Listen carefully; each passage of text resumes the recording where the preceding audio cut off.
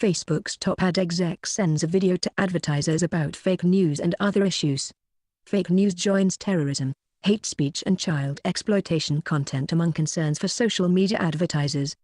Facebook's vice president of global marketing recently sent a video to top advertisers to reassure them the company takes the issue seriously.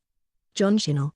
But in mid-February, Everson did something unusual. She recorded a video for clients explaining what Facebook was doing to prevent ads from ending up next to undesirable content.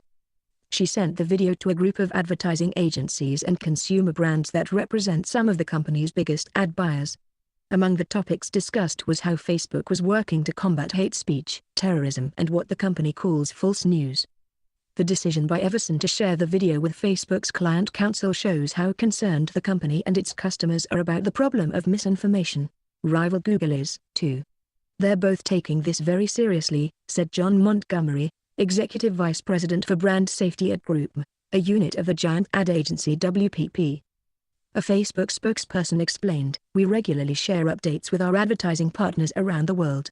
This is one example of those communications. False news is an issue that rears up each time misinformation and other inaccurate stories spread on Facebook and YouTube following mass shootings like the one in Florida in February and Las Vegas in October.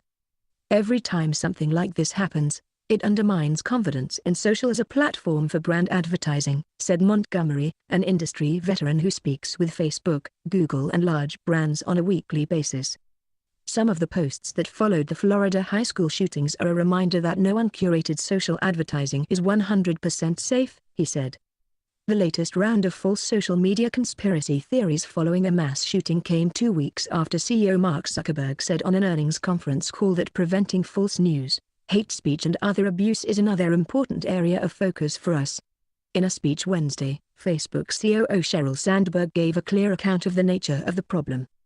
"People are writing outlandish headlines so they can get clicks and can get ad money, so probably the most important thing we can do is go after the economic incentives," Sandberg told the audience of investors at the Morgan Stanley Technology, Media and Telecom Conference. Facebook wants to make sure the people who are purveying false news are not making money on it, Sandberg said. "Much of the source of false news on the platform is fake accounts," she said. "Even 1% is a lot of content." Facebook says it now catches the vast majority of improper posts with its content filtering systems that combine artificial intelligence-based software with human workers. The company has said, for example, that its AI systems filter out 99% of content from terror groups like ISIS and Al-Qaeda. And Zuckerberg said last month that the company made progress demoting false news in newsfeed, which typically reduces an article's traffic by 80% and destroys the economic incentives that most spammers and troll farms have to generate these false articles. The company has more than doubled the number of workers it employs to filter content, to 14,000, and plans to have 20,000 dedicated to that task by January. Yet even if 1% gets through, that's a lot of risky content for brands, given the scale of Facebook, which has 1.4 billion daily users who watch 100 million hours of video per day. After the February 14 Florida massacre, Facebook and Google's YouTube posted content that was later proved false. One theme of posts, later debunked, argued that one of the high school students who spoke in media interviews about gun control was a paid actor.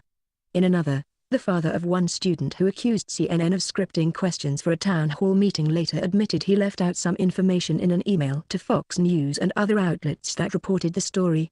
Not the first or last social media ad problem.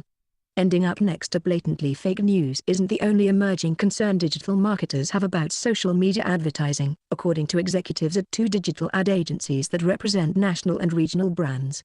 Verifying whether ad clicks they are charged for are coming from real humans or bots is another, said these executives, who asked not to be identified to avoid harming their relationships with Facebook and Google. "These issues are top of mind for brands right now," said one of the executives, who spoke to CNBC in a phone interview. Violent content is also still a problem, as demonstrated by the shooting death of a North Carolina man that was shown in real time on Facebook. These concerns are part of a longer trend going back 2 decades. During which advertisers have surrendered control, first to ad buying networks and later to automated auctions, of their digital campaigns. In exchange, ad buying on social media and the broader internet has become more efficient and able to reach a broader audience. So-called programmatic advertising, or automated buying, in which advertisers let Facebook and Google select an audience that matches an ad buyer's target demographic, has exacerbated the problem.